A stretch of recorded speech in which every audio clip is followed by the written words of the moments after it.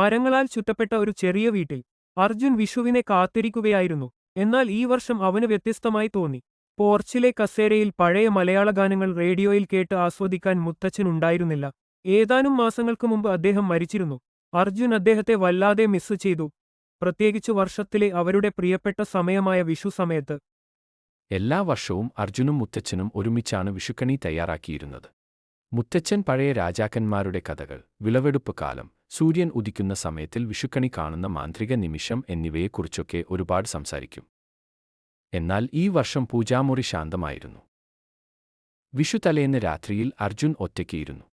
ഒഴിഞ്ഞ പിച്ചള വിളക്ക്, സ്പർശിക്കാത്ത കണ്ണാടി, അരിയുടെയും പഴങ്ങളുടെയും ഏകാന്തമായ പ്ലേറ്റ് എന്നിവയിലേക്ക് അവൻ നോക്കി.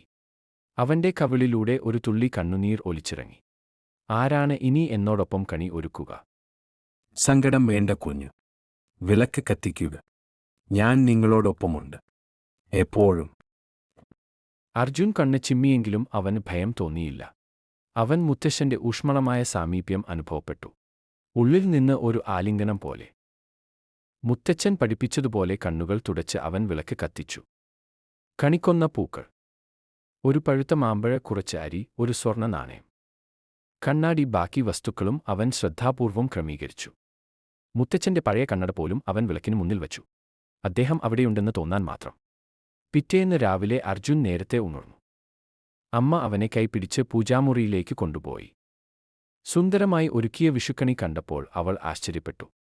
നീയാണോ ഇതെല്ലാം ചെയ്തത്? അവൾ ചോദിച്ചു.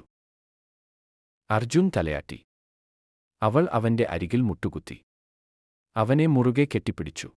അച്ഛൻ വളരെയധികം അഭിമാനിക്കുമായിരുന്നു ഇത് കണ്ടിരുന്നെങ്കിൽ എന്ന് മന്ത്രിച്ചു. അർജുൻ കണ്ണാടിയിലേക്ക് നോക്കി. അവൻ തന്റെ പ്രതിഫലനം മാത്രമല്ല അവിടെ കണ്ടത്. ഒരു നിമിഷം അവൻ ആ കണ്ണാടിയിൽ തന്നെ നോക്കി സൗമ്യമായി പുഞ്ചിരിക്കുന്ന മുത്തശ്ശനെ കൂടി കണ്ടു. അർജുൻ വീണ്ടും പുഞ്ചിരിച്ചു. ആ വർഷം ആ വീട് ശൂന്യമായിരുന്നില്ല. സ്നേഹം, ഓർമ്മകൾ, ഐക്യത്തിന്റെ ശാന്തമായ മാന്ത്രികത എന്നിവയാൽ നിറഞ്ഞതായിരുന്നു അത്. നമ്മൾ സ്നേഹിക്കുന്ന ആളുകൾ ഒരിക്കലും നമ്മെ ഉപേക്ഷിക്കുന്നില്ല. അവരുടെ സ്നേഹം നാം പാലിക്കുന്ന പാരമ്പര്യത്തിലും നാം പങ്കിടുന്ന ദയയിലും നിലനിൽക്കുന്നു. Thank you for watching. If you haven't subscribed my channel yet, please subscribe for more videos. Please press the bell icon for all notifications. See you in the next video.